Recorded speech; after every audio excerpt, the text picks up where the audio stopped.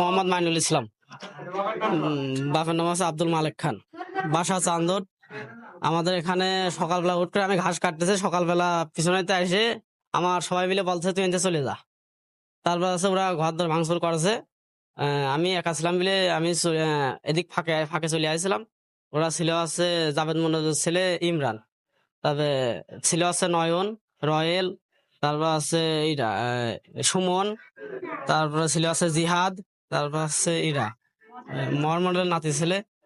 আর মন্ডল গোষ্ঠী সবাই, মানে মন্ডল গোষ্ঠী সবাই ছিল। সবাই এসে ভাঙচুর করতে আমাদের আছে সরকারি মোটর সব ভেঙে চলে গেছে। কি জাতীয় অস্ত্র ছিল?